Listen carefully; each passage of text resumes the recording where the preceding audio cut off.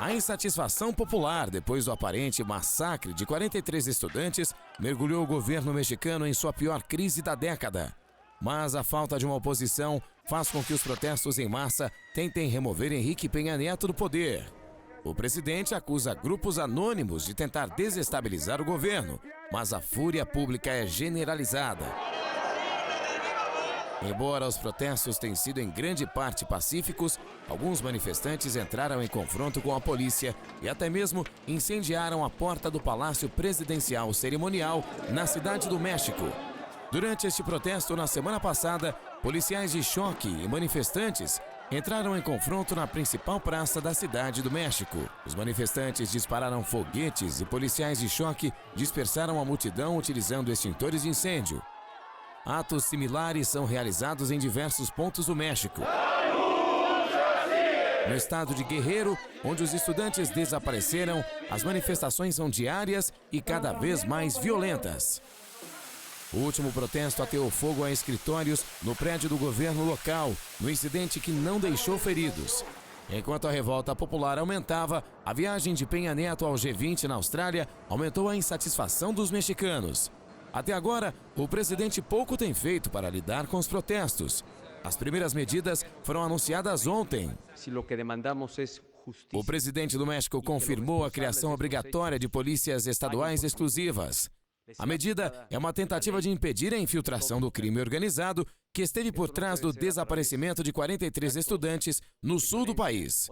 O comando policial único para cada um dos 31 estados, o que elimina milhares de policiais municipais que são mais vulneráveis à corrupção do crime organizado, é um projeto antigo que volta à tona para reduzir a insatisfação popular.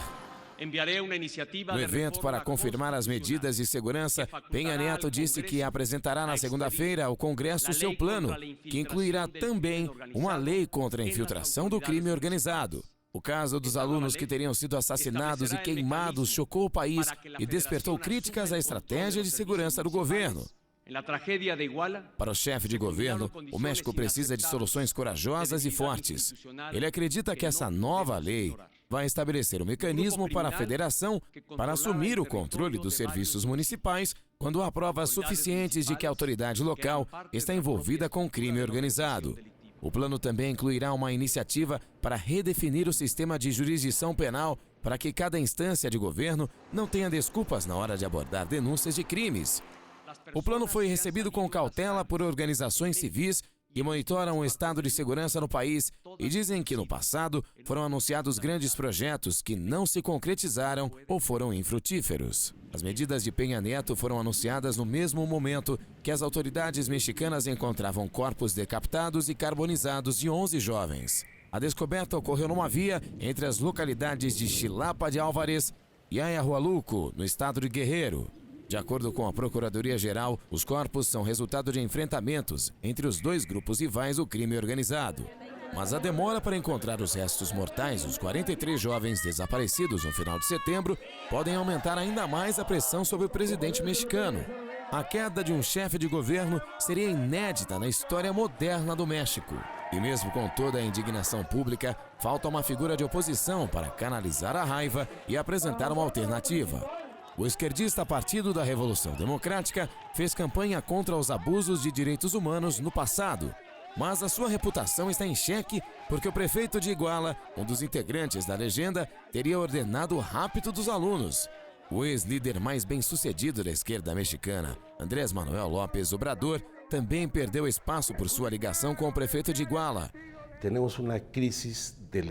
Para o senador Alejandro Encinas, toda a classe política mexicana está em descrédito. Essa é uma crise institucional e moral que atinge os 3 níveis de poder e todos os partidos políticos, avalia o parlamentar. De acordo com o analista político José Antônio Crespo, ainda não se pode determinar até quando os protestos podem durar.